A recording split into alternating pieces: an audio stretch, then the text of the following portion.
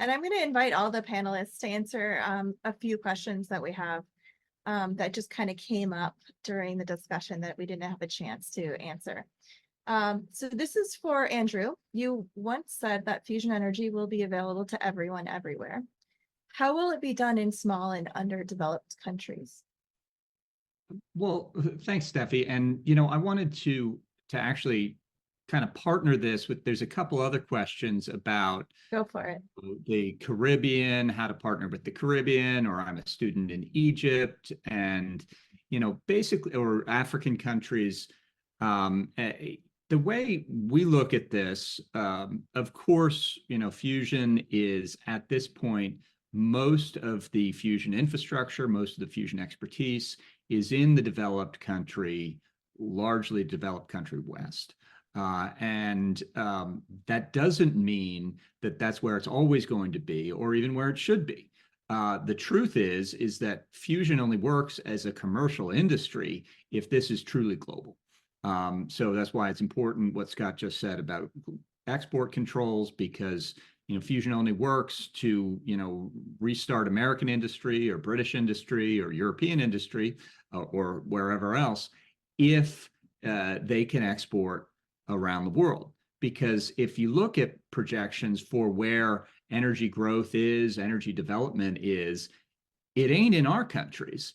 It's in the developing world. It's in, Africa, it's in the Middle East, it's in developing country Asia. These places are where we need to go to find those business opportunities, and also to find the ways to actually solve the problems of climate change, energy security, and energy access. There's still 1 billion people in the world who don't have access to electricity.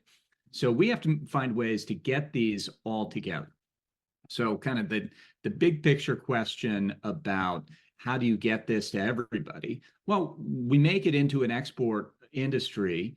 We make it into something just like the global auto industry, where, cars are not always cheap, but they are available anywhere in the world.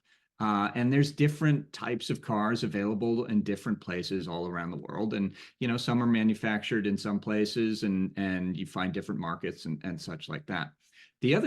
So that's kind of the long term, how do we make this available to everybody? But also in the near term and medium term, we need to bring the people living in these countries, the governments, the institutions, the universities, together to get involved in this as well. And I'll give an example here of, there's this new Arab Fusion Initiative that the FIA has partnered with.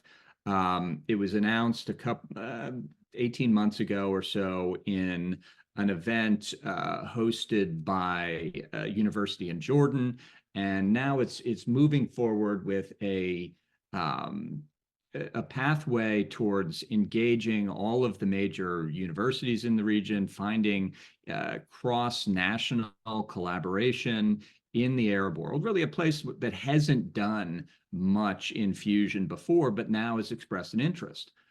I could see, similar efforts that could help catalyze a new area in, say, Caribbean and Central America, where there has been some work in the past, but likely it is underdeveloped and needs efforts. So, FIA is happy to help support these, happy to help place these and catalyze these and everything. And we can't just think that this is only the leading countries in fusion right now are the only ones that matter. So I think there's a really good opportunity to push this forward, and and then in the long term, you turn it into a big export-oriented industry that has access to all of the development finance needs, has access to all of the ways that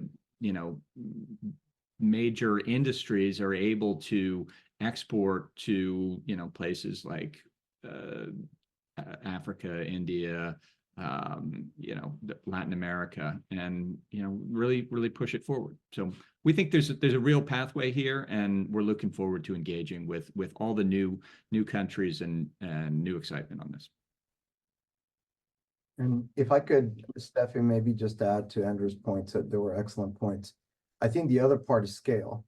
I think to the extent that we can innovate, to be able to really take the technology that we're developing in the next decade and then be able to scale, to me, that's going to be another element in terms of its adoption across the world. That it's not just the technology for those that have, but technology for those that in fact can be able to get to a point to afford the adoption of that technology. And that will take innovation. That will take a lot of effort on our part to enable us to, again, bridge that innovation engine in the private sector to be able to get that technology everywhere, which is what we want to see.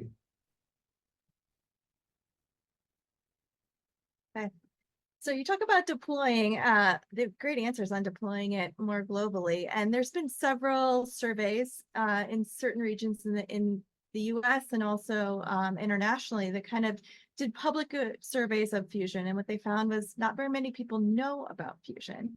And what they do know, they are generally supportive. So what are some of the pathways to build public engagement and also foster trust in Fusion? I think it's events. Honestly, the way that you get people excited about Fusion is to show progress. The marked increase in interest and awareness of Fusion after the 2022 National Ignition Facility announcement was very significant. You can see it in all of the Google Trends analysis, search engine optimization, all that sort of stuff. Back end of our website, I can tell you there was a huge increase of interest that came, and it's been sustained at a higher level. And so I think it's just, there will be more events like that in Fusion, continuing to have those. And then also it's important that it's communicated at the appropriate level as well. The big thing about, the NIF announcement was that it was senior policymakers making a big deal about it, and then the media following that with the media making a big deal about it because it was a big deal.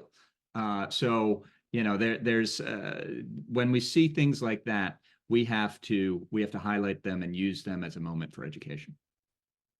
I can chime in too on that, and I totally agree with Andrew. I think there's nothing that generates excitement more than major technical advances, as we saw with the NIF result. But I think we're very fortunate that people are excited about Fusion and in general, right? Even though general public doesn't know a lot about Fusion, that the views are generally positive. I think that's a great thing. I think we want to be very careful in continuing to earn the public trust with Fusion. I think there's an opportunity for Fusion to learn, from the experiences and the successes and failures and best practices of other industries. It's very important. I really love what Seth Hadel said at the first Bold Decadal Vision, which is that Fusion has a unique opportunity to differentiate itself not only in the way it uses physics, but in the way it engages the public from the outset. And I think from our perch within the DOE, we're very supportive of that, of supporting the industry and the other Fusion stakeholders to engage in honest two-way engagement where public concerns are actually understood and addressed. And so I think it's important for us to do that and maintain the public trust. Yeah, I think you bring up a really good point about right now, Fusion's at the most flexible design point. So you can actually think about it very carefully, how you're impacting communities, and incorporate that into the design, deployment, or development and deployment. And so I've been working with some of my colleagues at UW-Madison, also University of Michigan, Arizona State University. And then also we had one of our colleagues from the Coast Guard Academy join us on doing these open frame dialogue discussions. And these are like 8-hour long focus groups where we're really centering the concerns and hopes for Fusion of community members, and we're going into communities to really understand what they're thinking and how they're approaching Fusion, and really speaks to that building trust and transparency through these meaningful two-way engagements. And one of the quotes we got from at the end of our 8 hours together was someone said, "I wish more researchers could do events like this to help the general public learn more about their work. I'm sure there's so many more interesting things being studied." So that was a really great testament to these approaches that you're talking about. I'm going to go to one of the questions in the chat is,